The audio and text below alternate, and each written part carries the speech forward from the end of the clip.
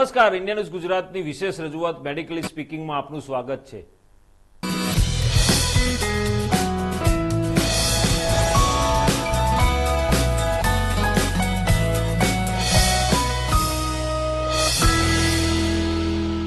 દર્શક મિત્રો, જે રીતે કોરોનાનો કાળ ચાલી રહ્યો છે, 15 મહિનાથી કોરોનાએ સમગ્ર વિશ્વને ચપેટમાં લીધું છે અને સાથે સાથે ભારત દેશમાં પણ કોરોનાએ હાહાકાર મચાવ્યો છે. પહેલી વેવ 2020માં શરૂ થઈ હતી, જ્યારે બીજી વેવ 2021માં આવી અને આ બંને વેવમાં જે પ્રકારે વાતાવરણ ઊભું થયું, જે પ્રકારે વાયરસ ફેલાયો અને જે તકલીફો પડી લોકોને અને કોરોનાના કેસીસ વધવા માંડ્યા, જે પ્રકારે પહેલા તબક્કામાં જે હતું એમાં 60 વર્ષ કે તેથી ઉપરની ઉંમરના લોકોને કોરોના પોઝિટિવ થતો હતો, પરંતુ જે રીતે બીજી વેવ આવી, બીજી વેવમાં યંગસ્ટર્સને થતો હતો, તો આ બધામાં કોરોના વાયરસ કેવી રીતે ફેલાય છે, કોરોના વાયરસથી બચવા માટે શું કરવું જોઈએ, કોરોના વાયરસ થયા પછી એ કોરોના પોઝિટિવ હોય અને કોરોના પછી નેગેટિવ થાય, રિકવર થયા પછી કેવું આપણે પ્રિકોશન્સ રાખવા જોઈએ, પરંતુ કોરોના ન થાય એના માટે શું પ્રિકોશન્સ રાખવા જોઈએ. તો આ બધા મુદ્દાઓને આવરી લેતો આપણું મેડિકલી સ્પીકિંગ કાર્યક્રમ છે. એમાં દરરોજ આપણે એક ડૉક્ટરની સાથે ચર્ચા કરીએ છીએ અને ડૉક્ટર આપણને માર્ગદર્શન આપે છે, દર્શકોને માર્ગદર્શન આપે છે. તો આજે આપણી સાથે જોડાયા છે ડૉક્ટર ઇરશાન ત્રિવેદી, જે પોતે કન્સલ્ટન્ટ ફિઝિશિયન છે ને એમણે કોરોના કાળમાં ઘણા બધા કોરોના દર્દીઓની સારવાર કરી છે. ઇરશાનભાઈ, આપનું સ્વાગત છે ઇન્ડિયા ન્યૂઝ ગુજરાતમાં. Yes sir. ઈશ્વરભાઈ, સૌથી પહેલો સવાલ મારે તમને એક જ પૂછવાનો છે, જે સામાન્ય હોય છે, દરેક શોમાં હું પૂછતો જાઉં છું. પહેલો સવાલ કે કોરોનાનો જે કાળ શરૂ થયો એમાં પહેલી વેવ અને બીજી વેવ, આ બે વેવમાં જે સ્ટ્રેન આવ્યા એમાં શું ફરક જોવા મળ્યો છે? કારણ કે પહેલી વેવમાં જે હતો એ એટલો બધો ઘાતક નહોતો જેટલો બીજી વેવમાં જોવા મળ્યો છે. તો આ બેમાં ફરક શું છે?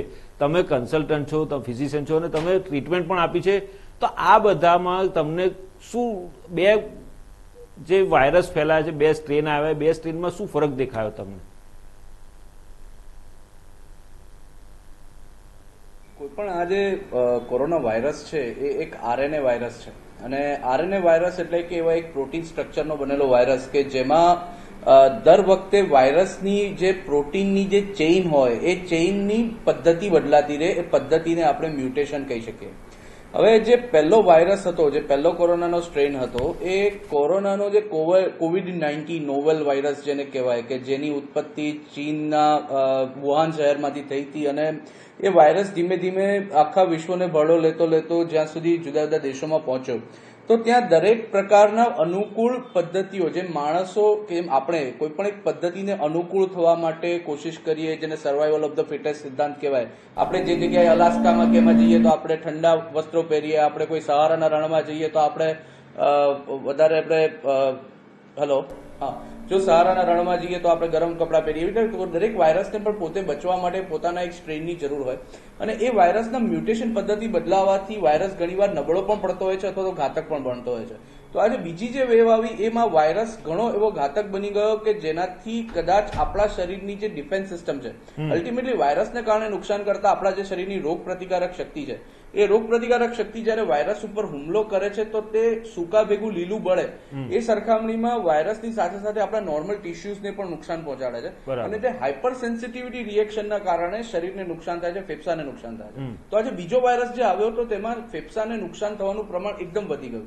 પહેલો જે વાયરસ આવ્યો એના સાદા લક્ષણો હતા, શરદી, ઉધરસ, તાવ વગેરે, પણ બીજો જે વાયરસ હતો એ ઓછા સમયમાં એટલો ઘાતક બની જતો હતો કે તેનાથી વાયરસ લંગ્સની અંદર જાય અને લંગ્સની અંદર કાં તો લંગ્સની અંદર સોજો કરી દે અથવા તો લોહીની નળીની અંદર લોહીના ગઠ્ઠા બનાવડાવી દે. એટલે એ બીજા વાયરસની ઘાતકતા પહેલા વાયરસના પ્રમાણમાં વધારે હતી. જી ઈશ્વરભાઈ, જે રીતે કોરોના વાયરસના કેસીસ વધ્યા, કોરોનાને કારણે તકલીફો થઈ, તમે કીધું ફેફસાને અસર કરે છે, પણ જે પ્રકારના ઇન્ફેક્શન આવે છે અને ઇન્ફેક્શનને કારણે જે તકલીફો ઊભી થાય છે, તો આ બધામાં તમે કયા પ્રકારની ટ્રીટમેન્ટ આપતા હતા કોરોના પોઝિટિવ દર્દીઓને? કયા પ્રકારની ટ્રીટમેન્ટ આપતા હતા અને કયા પ્રકારની ટ્રીટમેન્ટ લેવી જોઈએ? ચલો, કોરોના પોઝિટિવ થાય તો હોસ્પિટલાઇઝ નથી થવું, તો હોમ ક્વોરન્ટાઇન થાય, આઇસોલેટ થાય, તો કયા પ્રકારની ટ્રીટમેન્ટ લેવી જોઈએ, કયા પ્રકારની દવાઓ લેવી જોઈએ જેથી કોરોનામાંથી રિકવર થઈ શકે? જો સૌથી પહેલા તો કોરોનામાં જે દવા છે તો એમાં ટોટલ એને 3 વિભાગમાં વહેંચીએ. સૌથી પહેલું જે છે તે છે સંપૂર્ણ આરામ. આરામ કરવાથી આપણા શરીરની ઓક્સિજનની રિક્વાયરમેન્ટ કદાચ થોડી ઓછી થાય અને આપણે વધારે ને વધારે ઓક્સિજનની જરૂર ન પડે, તો જો આરામ કરીએ તો તેનાથી શરીરના તમામ ભાગને આપણે જે જરૂરિયાત પ્રમાણનો ઓક્સિજન છે તે મળી શકે. બીજું છે એની પાણી, કે કોરોનામાં પ્રવાહી તમે જેટલું વધારે લો એટલું તમારા માટે સારું છે. અને જો દવાઓની વાત કરીએ તો કોરોનાની આપણે દવાઓ છે એને 2 તબક્કામાં વહેંચીએ. સૌથી પહેલું એક છે કે સોજો ઉતરવો જોઈએ અને બીજું વાયરસનો લોડ ઘટવો જોઈએ. કોરોનાનો વાયરસ છે શરીરમાં જેમ જેમ વાયરસનું પ્રમાણ વધતું જાય એમ ડે 5 to day 7 ની અંદર વાયરસનું પ્રમાણ એકદમ વધારે વધી જાય છે અને એને કારણે શરીરમાં હાઇપર સેન્સિટિવિટી રિએક્શન, જેને આપણે સાદી ભાષામાં સોજો કહીએ. એટલે કોરોનાની 2 જ દવા છે. એક તો તમારે એનો વાયરસનો લોડ ઘટાડવો જોઈએ અથવા તો સોજો ઘટાડવો જોઈએ. હવે વાયરસનો લોડ ઘટાડવા માટે સ્ટાન્ડર્ડ દવાઓ, જેમ કે આપણે એવું કહીએ તો એની 2 જ દવાઓ છે. એક ફેવિપિરાવિર હતી, બીજી એન્ટીવાયરલ આપણે કરીએ. ઘણા લોકોએ રેમડેસિવિર પણ આપી. રેમડેસિવિર થી પણ પછી છેલ્લે એવું આવ્યું કે એનાથી એટલીસ્ટ વાયરસનો લોડ ઘટે છે પરંતુ કોરોના મટતો નથી. એમની વાત સાચી છે, કારણ કે કોરોનાનો લોડ ઘટાડવા માટે તમે ફેબીફ્લુ કે ફેવિપિરાવિર આપતા હતા, બીજી આ રેમડેસિવિર આપતા હતા, અથવા તો ઘણા લોકો ક્લોરોક્વિન, હાઇડ્રોક્સી ક્લોરોક્વિન વગેરે પ્રકારની દવાઓ આપતા હતા. આ બધી દવાઓનો એક જ આશય છે કે તેનાથી તમારો વાયરસનો લોડ ઘટવો જોઈએ. બીજી જે પ્રકારની દવાઓ છે જે સોજો ઉતારવા માટે, એમાં સ્ટાન્ડર્ડ દવાના પ્રિસ્ક્રિપ્શનમાં અમે લોકો સૌથી પહેલું પેરાસિટામોલ આપતા હતા. એ પેરાસિટામોલ થી ન મેળ પડે તો એનાથી આગળ કોમ્બીફ્લામ કે એનાથી કદાચ એનાથી સ્ટાન્ડર્ડ દવાઓ જે ભારે દવાઓ આવે એનાથી ન ફરક પડે તો પછી અમે જરૂર પડે તો ઓરલ સ્ટીરોઇડ, એનાથી ફરક ન પડે તો ઇન્જેક્શનની સ્ટીરોઇડ. અને ઘણા કેસમાં જયારે ખૂબ જ લંગ્સને નુકસાન પહોંચી જતું હોય, હાઇપર સેન્સિટિવ રિએક્શન બહુ જ વધારે હોય, તો એમાં અમે જનરલી આપણી ઇમ્યુનિટી લો કરવાની દવાઓ એવી રીતે જેમ કે ટોસિલિઝુમેબ છે, ઇટોરિઝુમેબ છે, તો એ બધા પ્રકારની અમે દવાઓ એની અંદર આપતા હતા. બરાબર. ઈશાનભાઈ, જે રીતે આપણા સમગ્ર વિશ્વમાં અનેક પ્રકારના વાયરસીસ જોવા મળેલા છે, મેલેરિયાના હોય, ડેન્ગ્યુના હોય, ચિકનગુનિયાના હોય, ટાઇફોઇડના હોય, બધા વાયરસીસ છે. પરંતુ આ વાયરસીસ જે છે જે આપણે ભૂતકાળમાં આવેલા હતા, મેલેરિયાના હજી પણ આવે છે, ડેન્ગ્યુના પણ આવે છે, પરંતુ એમાં રિકવરી ઝડપથી થઈ જાય છે, ઝડપથી વ્યક્તિને સાજા પણ કરી દે છે. પરંતુ આ કોરોના વાયરસ એ છે એવો છે કે એમાં એક સ્ટ્રેન પૂરો થયો પછી બીજો સ્ટ્રેન પૂરો આવ્યો, બીજો સ્ટ્રેન પૂરો થયો એટલે ત્રીજા સ્ટ્રેન તરફ આગળ વધે. તો આ જે વાયરસ છે એ વાયરસ અને અન્ય જે ડિસીઝ છે એના વાયરસમાં શું ફરક જોવા મળ્યો છે? રિસર્ચ તો થયા છે ને આ બધી બાબતમાં ક્યાંક? જી, સૌથી પહેલા તો હું તમને એક બેઝિક, આપણે બધા જાણીએ છીએ કે આપણા શરીરમાં 5 મુખ્ય અંગો છે: હૃદય, ફેફસા, મગજ, લીવર, કિડની. એમાં લીવર અને કિડનીને સપોઝ કોઈ રોગથી નુકસાન થાય તો તેમાંથી કદાચ રિકવરીમાં પણ હજી એટલી ઇમરજન્સી નથી ઊભી થતી ઘણા બધા કેસીસમાં. પરંતુ હૃદય, ફેફસા કે મગજ, આ 3 અંગોમાં ડેમેજ થાય, જેમ કે રોડ ટ્રાફિક એક્સિડન્ટમાં મગજમાં ખાસી ઈજા પહોંચી હોય તો દર્દીને બચાવવાની શક્યતાઓ ઇમરજન્સી ઊભી થઈ જાય છે. હૃદયને હાર્ટ એટેક આવ્યો તો ઇમરજન્સી ઊભી થઈ જાય. અથવા ફેફસામાં લોહી એવું ઓક્સિજન વાળું બની ન શકે, ઓક્સિજન શરીરમાં ન પહોંચી શકે, પ્રાણવાયુ જેને આપણે કહીએ છીએ એ પ્રાણવાયુ ન પહોંચી શકે, તો પછી શરીરમાં ઇમરજન્સી ઊભી થઈ જાય છે. કોરોનાની જે એટેક કરવાની પેટર્ન છે તો તે મેં તમને કીધું એમ પ્રોટીનનું બનેલું હોય અને આપણા લંગ્સ પણ એક પ્રકારના પ્રોટીનના બનેલા હોય. હવે જેમ આપણે મોલેક્યુલર મિમિક્રી એટલે કે કોરોના વાયરસ પણ બચવા માટે લંગ્સના પ્રોટીન જેવું બનવાની કોશિશ કરે અને આપણા શરીરની રોગ પ્રતિકારક શક્તિ કોરોના વાયરસની સાથે સાથે આપણા લંગ્સને પણ નુકસાન પહોંચાડવાની કોશિશ કરે. તો આ પ્રકારની ઘટનામાં શરીરને સૌથી ઇમ્પોર્ટન્ટ ડેમેજ થાય, એક ફેફસાને ડેમેજ થયું એટલે ઓક્સિજન મળતો બંધ થઈ જાય, ઓક્સિજન મળતો ઓછો થઈ જાય. અને આ પ્રકારની ગંભીર પરિસ્થિતિમાં ઓક્સિજન ન મળે એટલે સૌથી પહેલા કોષો મરવા માંડે. મગજને તો આપણે જાણીએ છીએ કે 10 મિનિટ પણ કોષો ન મળે તો એને નુકસાન થવા માંડે છે અને 30 મિનિટ કોષો ન મળે તો એ ઇમરજન્સી થઈ જાય. એટલે બધું લોહી મગજને જેટલો પણ ઓક્સિજન છે બધું મગજને પહોંચાડવાના ચક્કરમાં શરીરમાં વીકનેસ, અનઇઝીનેસ, નબળાઈ, ઉલટી, ઉબકા, આગળ જતા ઉધરસ, શ્વાસ ચડવો, ફેફસામાં તકલીફ થવી, આ બધા પેટર્નને કારણે કોરોના વધુ ને વધુ ઘાતક બની ગયો. અને પ્રોબ્લેમ એ છે કે આ જે વાયરસ છે એ એવો છે કે બધી જગ્યાએ અને બહુ ઝડપથી ફેલાતો હતો.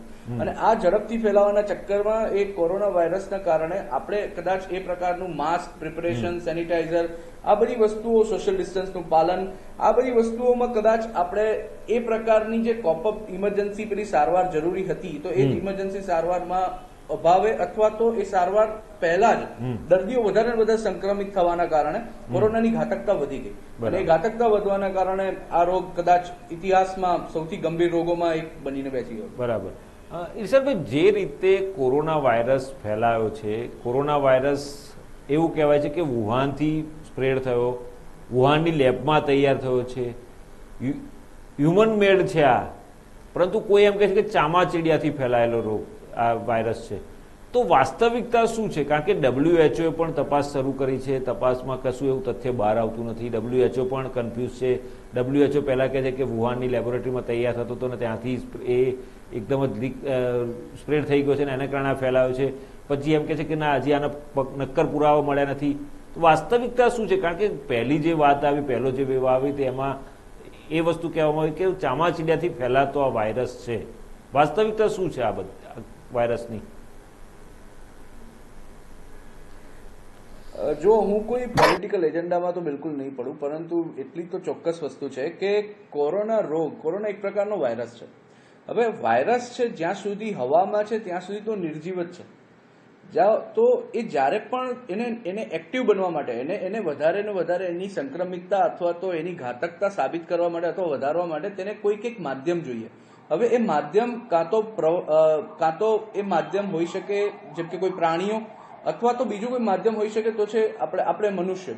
હવે એ વાયરસ જો વુહાનની લેબમાં બન્યો હોય તો પણ તેના માટે કોઈ માધ્યમ, જેમ કે સાયન્સમાં પ્રોજેક્ટના તौर ઉપર પ્રોજેક્ટ તરીકે અમે ઘણા લોકો ચામાચીડિયા છે, ઉંદર છે, પ્રાણીઓ, વાંદરા છે, આ બધા ઉપર પણ પ્રયોગો, શારીરિક જનીનિક પ્રયોગો એની પર થતા હોય છે.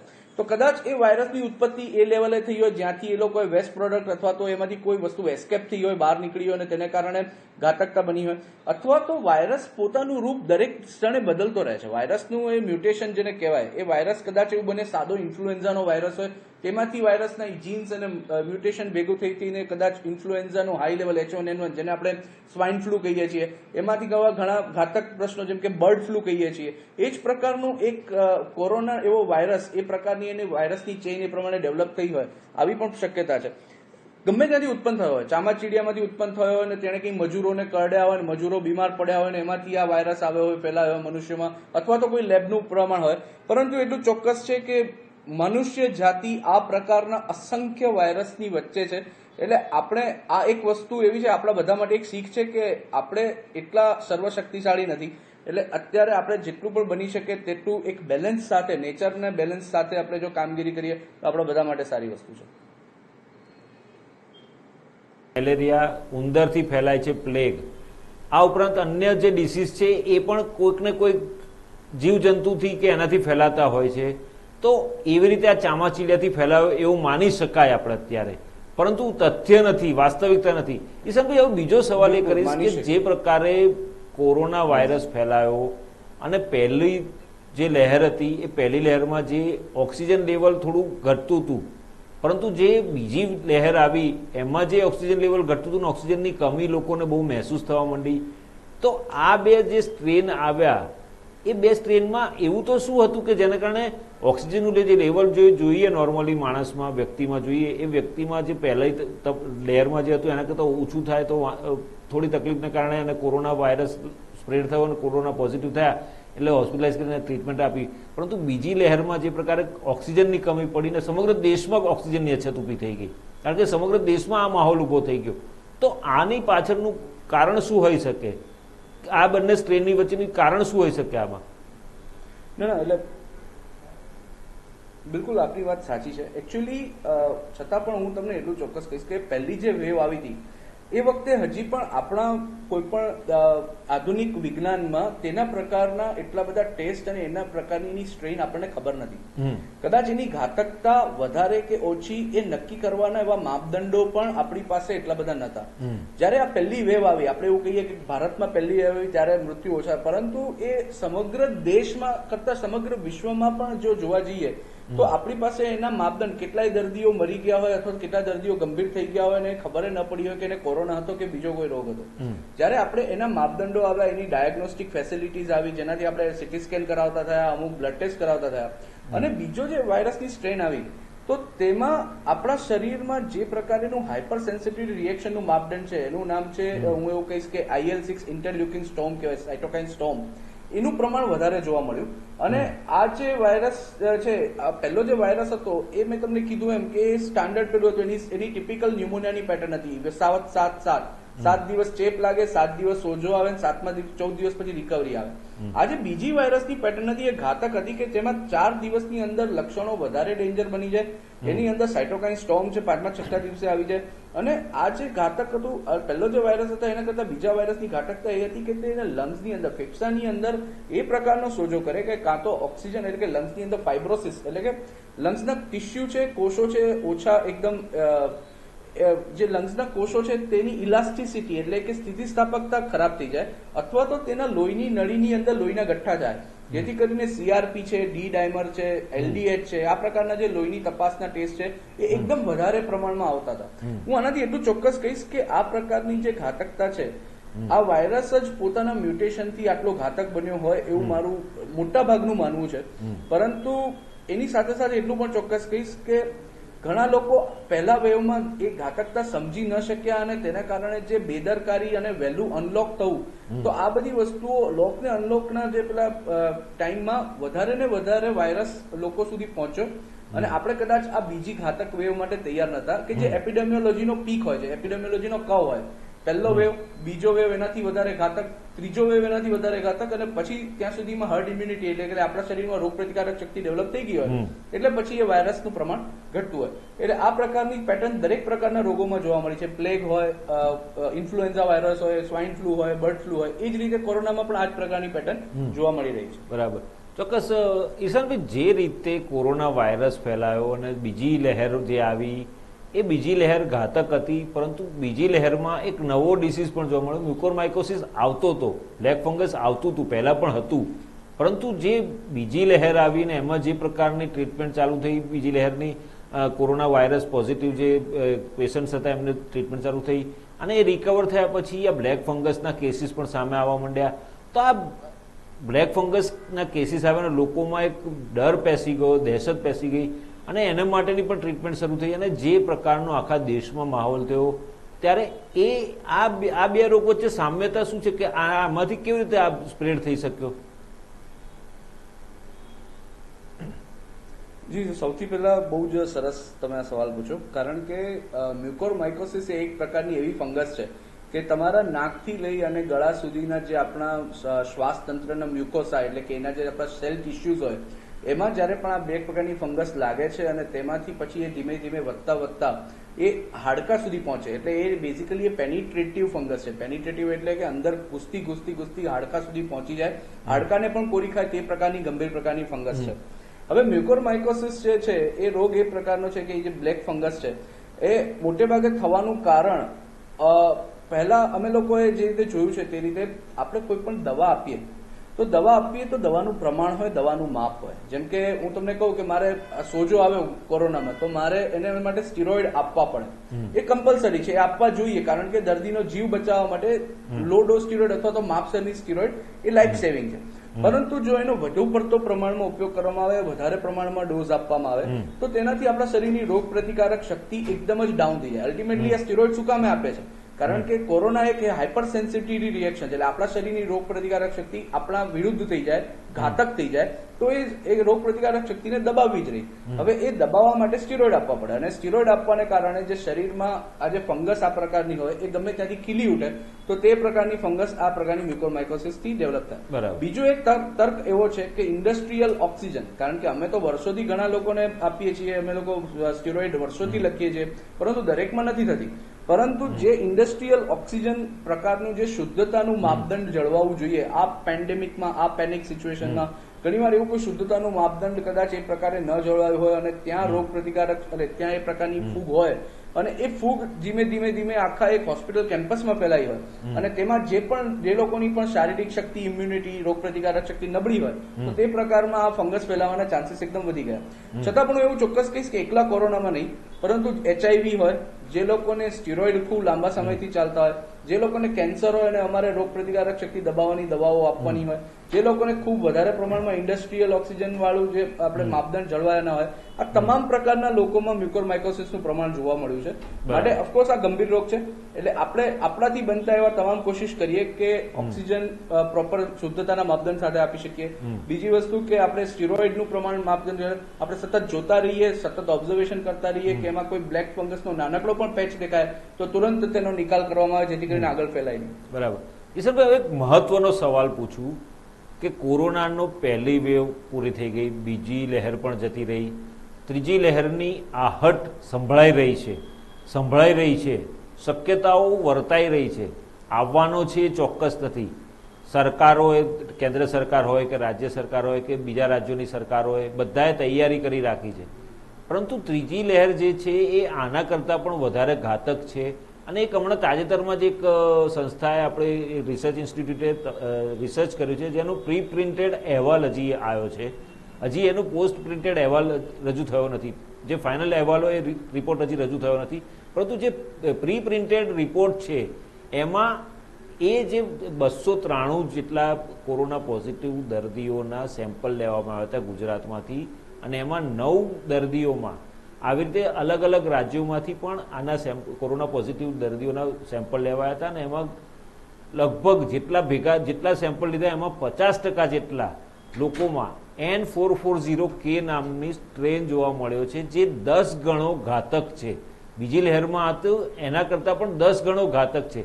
તો આ N440K શું છે એ જાણવું છે ખાસ તો, કારણ કે ત્રીજી લહેરની દહેશત છે. આ ત્રીજી લહેર માટેનું, આ ત્રીજી લહેરનો એક નમૂનો છે કે બીજી આના સિવાય બીજો કોઈ સ્ટ્રેન આવવાનો છે? અગેન ફરી પાછું હું તમને એ જ કહું કે કોરોના છે એ મ્યુટેશન થતો રહેતો એક પ્રકારનો વાયરસ છે. તેમાં મ્યુટેશન જેના જેનેટિક સ્ટ્રક્ચરમાં, એની આરએનએ સ્ટ્રેનમાં સતત ચેન્જીસ થતા રહેશે, એટલે એ પ્રકારનો વાયરસ છે. તમે જે મને નામ આપ્યું એ જે વાયરસની પેટર્ન છે એ એવું કહેવાય છે કે તે વધારે ઝડપથી લોકોમાં સંક્રમણ વધારે ડેવલપ કરે છે, અને એ જે સંક્રમણ ડેવલપ કરે છે તેનાથી દર્દીમાં લક્ષણોની એની જે લક્ષણો થવાની જે સ્થિતિ છે તે એકદમ જ વધી જાય છે, અને દર્દીને નોર્મલ કરતાં વધારે પ્રમાણમાં એ લક્ષણો ડેવલપ થાય છે. આપણા શરીરની રોગપ્રતિકારક શક્તિ વધુ પ્રમાણમાં એને હાઇપર સેન્સિટિવિટી રિએક્શન આપે છે. હું તમને અત્યારે કહીશ કે આજે તમે પહેલી લહેર, બીજી લહેર, ત્રીજી લહેર કહ્યું, તો આ ત્રીજી લહેરમાં આપણે જોઈએ કે યુકેમાં, ઇઝરાયલમાં, આ બધા દેશોમાં અનલોક થયું છે. હવે અનલોક થવાની સાથે યુકેમાં પણ ફરી પાછા વેરિયન્ટના પ્રકારના સ્ટ્રેન જોવા મળ્યા છે, ફરી પાછા સંક્રમિત લોકો થવા માંડ્યા છે. માટે હું એટલું ચોક્કસ કહીશ કે અહીંયા પણ ત્રીજી લહેરની જે દસ્તક છે એ દેવાય છે. બીજું કે આ બધી વસ્તુઓમાં એક વસ્તુ છે કે આપણે વેક્સિનેશન, આ બધા દર્દીઓમાં વેક્સિન આપવા છતાં અથવા તો આ લોકોમાં દર્દીઓમાં વેક્સિન ન આપવાના કારણે હર્ડ ઇમ્યુનિટી એટલી બધી પ્રમાણમાં ડેવલપ નથી થઈ. આપણા શરીરની નેચરલ ઇમ્યુનિટી અથવા તો વેક્સિનને કારણે ઉત્પન્ન થતી ઇમ્યુનિટી જો આ દર્દીઓમાં ન થઈ હોય તો તેવા દર્દીઓમાં ઘાતકતા એટલી જ રહે છે જેટલી પહેલી વેવમાં, બીજી વેવમાં કે અત્યારના ત્રીજી વેવમાં. પણ આજે ત્રીજો જે વેવ છે, આજે સ્ટ્રેનનું વેરિયન્ટ છે, આ વેરિયન્ટ એવું કહેવાય છે કે એનાથી રોગ જલ્દી લાગે છે, પરંતુ તે એટલો ફેફસા માટે ઘાતક નથી. પરંતુ આપણે એવું કહીને બેસી ન શકીએ કે હા કે આ ઘાતક છે, આપણે એને ફેફસાને કશું નહીં થાય, તમે ચિંતા ના કરો. પરંતુ એ પ્રકારનું મ્યુટેશન થતા રહેશે. આપણો આના રોકવાનો એક જ ઉપાય છે, એ છે કે દેશની વસ્તીને વધુમાં વધુ પ્રમાણમાં વેક્સિનેટેડ કરી દઈએ, જેથી કરીને આ રોગ આગળ જતા બહુ એટલો બધો ઘાતક અને ફેલાય નહીં. બરાબર. ઈશાનભાઈ, છેલ્લો સવાલ. પહેલી વેવ વૃદ્ધો માટે, સિનિયર સિટીઝન્સ માટે ઘાતક નીવડી, બીજી વેવ હતી એ યંગસ્ટર્સ માટે ઘાતક હતી, ત્રીજી વેવમાં આવવાની જે છે અથવા તો આવવાની દહેશત છે એમાં બાળકોને અસર થવાની છે. તો આ જે છે એ ત્રીજી લહેર આવવાની છે. બીજી લહેરમાં પણ આપણે જોયું કે આપણે જ્યારે કેસીસ ઓછા થઈ ગયા ફર્સ્ટ વેવ પછીના, અને પછી જે અનલોક પ્રક્રિયા કરી, અને અનલોક પ્રક્રિયા બાદ લોકો જે બેપરવા બની ગયા, પબ્લિક પણ બેપરવા બની ગઈ, લોકો બિંદાસ બની ગયા કે કોરોના જતો રહ્યો કરીને લોકો બિંદાસ ફરવા માંડ્યા. પરંતુ તરત જ પછી બીજી વેવને જે સ્ટ્રેન આવ્યો ને જે પકડ્યું, એણે ગતિ પકડી અને જે ઘાતક સાબિત થયું, ત્રીજી વેવમાં પણ આ પ્રકારની ઘાતકતા આવવાની છે. તો આ હવે અનલોકની પ્રક્રિયા પણ શરૂ થવાની છે. તો આ બધાથી બચવા માટે લોકોએ શું તકેદારી રાખવી જોઈએ, એ બાબતે શું સંદેશો આપશો આપ? સૌથી પહેલા તો હું એટલું ચોક્કસ કહીશ કે આપણા બાળકો આપણું ભવિષ્ય છે, અને આપણે આપણું ભવિષ્ય સુરક્ષિત કરવું હંમેશા જરૂરી છે. તો એવામાં હું એક જ રિક્વેસ્ટ કરીશ, હું કોઈ સૂચન કરતા હું એક રિક્વેસ્ટ કરીશ કે દેશની જેટલી પણ વસ્તી છે એમાંથી જો ઓછામાં ઓછી લગભગ 35 થી 40% વસ્તી વેક્સિનેટેડ જ્યારે થઈ જશે તો તેના કારણે આ રોગની સંક્રમણની ગતિવિધિ ખાસી ઘટી જશે. બાળકો એક એવો એક વર્ગ છે કે જે લોકો હંમેશા સમૂહમાં રહેતા હોય. તમે શાળા કરો તો શાળાઓ ખુલશે ત્યારે બાળકો સાથે એ બેસવાના જ છે. બાળકોમાં સંક્રમણ ક્યાંથી ફેલાય? બાળકોમાં સંક્રમણ એમના ઘરના વડીલો પાસેથી જ ફેલાશે. તો હું એટલું ચોક્કસ કહીશ કે જો વડીલ ઇમ્યુનાઇઝડ હશે, વડીલો પૂરતું ધ્યાન રાખતા હશે, વડીલો પ્રોપર કેર રાખતા હશે, જેમ કે હાથ સેનેટાઈઝ કરતા હશે, સાબુથી ધોતા હશે, અને વડીલો જે રીતે માસ્ક પહેરીને ફરતા હશે અથવા તો સોશિયલ ડિસ્ટન્સનું પાલન થતું હશે, તો તેને કારણે બાળકોમાં જે બાળકો બહુ જ રોગને જલ્દી કેચ કરી લે છે, તો તેનાથી બચવા માટે બાળકોને આપણે બચાવવા માટે આપણે વેક્સિનેટેડ અથવા તો એ પ્રકારના જે ગતિરોધક જે વસ્તુઓ છે જેમ કે માસ્ક છે, સેનેટાઈઝર છે, હાથ ધોવાના છે, આ બધી વસ્તુઓ જો આપણે કરશું તો આપણે આપણું ભવિષ્ય બચાવી શકશું, બાળકોને બચાવી શકશું. અને સાથે બીજું કે પૂરતું આરામ, પ્રવાહી અને સોશિયલ ડિસ્ટન્સનું પાલન, માસ્ક અને બીજા તમામ એવી તકેદારીના વર્ગો જેથી કરીને ભવિષ્યમાં આ જે રોગ આવે તો પણ બાળકો સુધી ન પહોંચે, અથવા તો એ પ્રકારની માપદંડ અને અનલોક કર્યું છે તો પણ જવાબદારીપૂર્વક અનલોકના જેટલા પણ એનો એસઓપી છે એનું પૂરેપૂરું પાલન કરવું જોઈએ, એવી મારી બધાને રિક્વેસ્ટ છે. ચોક્કસ. ઈશાનભાઈ, ઇન્ડિયા ન્યૂઝ ગુજરાત સાથે જોડાયા મેડિકલ સ્પીકિંગમાં આપણે ચર્ચા કરી એ બદલ આપનો ખૂબ ખૂબ આભાર. દર્શક મિત્રો, જે રીતે ઇરશાનભાઈએ કહ્યું કે જે પ્રકારના વેવ્સ આવ્યા, જે પ્રકારની પહેલી લહેર આવી, બીજી લહેર આવી અને હવે ત્રીજી લહેરની દહેશત છે, શક્યતાઓ છે, આવવાની છે એ ચોક્કસ નથી, ત્યારે આપણા સૌની ફરજ છે કે ગુજરાતમાં, ખાસ કરીને ગુજરાતમાં 11મી તારીખથી અનલોકની પ્રોસેસ ચાલુ થઈ રહી છે. સવારે 9 થી સાંજે 7 સુધી તમામે તમામ વ્યાપારી એકમો શરૂ થઈ જશે, હોટલો શરૂ થશે, હોટલોમાં 50%ની કેપેસિટી સાથે જવાનું ચાલુ કરી શકાશે, એવા એસઓપી જાહેર કરવામાં આવી છે રાજ્ય સરકાર દ્વારા. તો આપણા સૌની ફરજ બને છે કે આપણે 4 વસ્તુનો અમલ કરવો જરૂરી છે, અને એ માટે ઇન્ડિયા ન્યૂઝ ગુજરાત અને આઈટીવી નેટવર્ક પણ આપ સૌને અપીલ કરે છે કે 4 વસ્તુઓ જે છે એનો આપણે ચુસ્તપણે અમલ કરવો જોઈએ. SMSV, અત્યાર સુધી આપણે SMS સાંભળ્યું હતું કે સોશિયલ ડિસ્ટન્સિંગ, માસ્ક અને સેનેટાઈઝર, આ 3 વસ્તુથી, પરંતુ હવે વેક્સિન આવી ગઈ છે ત્યારે SMSV, social distancing, mask, sanitizer અને વેક્સિન, આ 4 વસ્તુને આપણે પકડીને ચાલીએ તો આપણે ચોક્કસપણે, જો આપણે તકેદારી રાખીશું તો આપણે ચોક્કસપણે કોરોનાને હરાવીશું. આપણા સૌની એક જ ફરજ છે કે આપણે કોરોનાને જંગમાં આપણે જીતવાનું છે. કોરોના હારશે તો હિન્દુસ્તાન જીતશે. તો દર્શક મિત્રો, અત્યારે બસ આટલું જ. મેડિકલ સ્પીકિંગમાં વધુ વિગતો સાથે ફરી મળીશું. ત્યાં સુધી રજા આપશો. જોતા રહો ઇન્ડિયા ન્યૂઝ ગુજરાત, ગુજરાતની ધડકન.